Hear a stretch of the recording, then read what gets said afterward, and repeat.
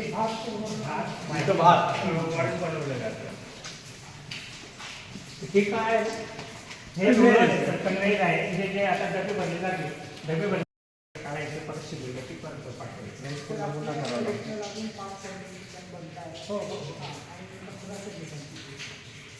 मग ते हे जे आपला डिस्टन्स आहे, हे डिस्टन्स कमी होऊन जाईल. सजू साहेब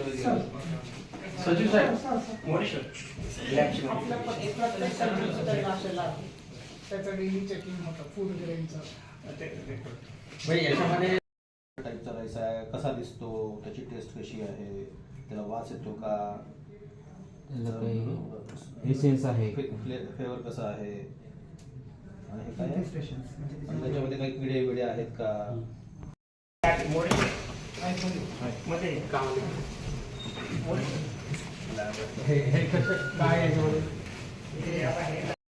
9 तारखेला आणि आमदारांनी इथे जो छापा टाकला त्याच्यात त्यांना इथे जेवण मृत्यूची दर्जाचा आढळून आला. आपण पाणी केली काय सांगतो. दिनांक 9 तारखेला मुंडेगाव या सेंट्रल किचनच्या बाबतीत बातमी प्रकाशित झाली म्हणून नाही, परंतु या ठिकाणी 250 मुलं 250 मुली शिक्षण घेत असल्यामुळे, सर्वात चांगली आमची सेंट्रल किचन असल्यामुळे आपण वैयक्तिकरित्या भेट द्यावं, सत्य काय. इलेक्ट्रॉनिक मीडियाच्या माध्यमातून आलेले बातमी आम्ही ऐकली, मी स्वतः पाहिलेली नाही. मी कदाचित स्वतः जर पाहिली असती तर मी बोललो असतो, परंतु आमचे सहकारी, माझे आमदार, या भागातले आमदार, लोकप्रिय आमदार, त्यांना मी सकाळीच बोललो का जी वास्तविकता आहे ती पाहिली, तुम्ही माझ्यासोबत आली पाहिजे. त्यांनी हो म्हटले, तोंड भरून हो म्हटले.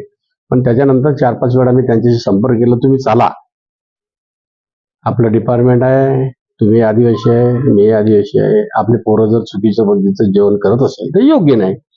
त्यामुळे आता मी परिस्थिती पाहिली असता मी पुड्याकूट कशा बनवल्या जाते ते तुम्हाला प्रॅक्टिकल सांगू शकतो.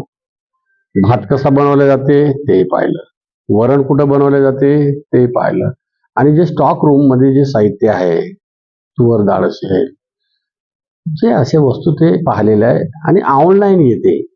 दिनांक 7 तारखेला आलेलं मटेरियल आहे, त्याच्यामध्ये काही आज मटेरियल आलं वा अशातला भाग नाही. रा मटेरियल आज नाही आलं, हे 7 तारखेला आलेलं आहे. त्यामुळे हे अतिशय चांगली परिस्थिती आहे.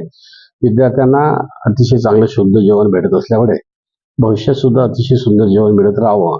आणि जर काही त्रुट्या असेल तर मी अधिकाऱ्यांना सूचना दिलेल्या आहे की यानंतर आमच्या वसतिगृहामध्ये शिकणाऱ्या मुला मुलींना चांगलं जेवण आजपर्यंत मिळतं, अशाच प्रकारचं जेवण मिळत राहावं, चांगल्या क्वालिटीचं जेवण मिळत राहावं, अशा सूचना दिलेल्या आहे. आणि वैयक्तिकरित्या भेट दिलेली आहे. मला कुठल्याही प्रकारचं चुकीचं इथं आढळलं नाही. जो अनियमितता जी झाली होती ते आता अनियमितता सर्व वृत्तपत्रांना, इलेक्ट्रॉनिक मीडियाना माहिती आहे कशामुळे झाली. त्यामुळे भविष्यामध्ये हे जे सेंट्रल किचन सुरू आहे, तिथं सचिव महोदय आहे विजयजी वाघमारे, तिथं आयुक्त मॅडम आहे, आणि आम्ही निर्णय घेतलेला आहे का कोण करायला लावलं, त्याच्या मागचा व्यक्ती कोण आहे. जो कोणताही व्यक्ती आदिवासी विभागाला बदनाम करण्याचे प्रयत्न करणार असेल, तो कॉन्ट्रॅक्टर असो, चालवणारा असो, मालक असो, आम्ही कदापिही आदिवासी विभाग खपवून घेणार नाही, त्यांच्यावर योग्य ती कारवाई करू. त्या दिवशी काही मुलांनी नक्की जाधव यांना फोन केला, त्यांनी पण ते इथल्या किचनला टाळं ठोकण्यासाठी मुलं घेऊन निघाले होते, पण प्रशासनाने त्यांना वेळ थांबवल्यामुळे त्यांनी इथे पोहोचू शकले नाही. लक्की जाधव सोबत 15 मिनिट माझा काल संवाद झालेला आहे. मला वाटतं छत्तीसगड मध्ये कुठेतरी आहे. त्याला आज मी बोलावलं होतं. माझा लहान भाऊ आहे, समाजाचं अतिशय चांगलं काम करते, चांगलं नेतृत्व आहे. त्यांना सुद्धा विश्वासात घेऊन सत्य असत्याची शहानिशा करायला लागेल. पण चुकीची बातमी देणारा व्यक्ती असेल तर त्यांच्याबद्दल सुद्धा आम्हाला विचार करावा लागेल.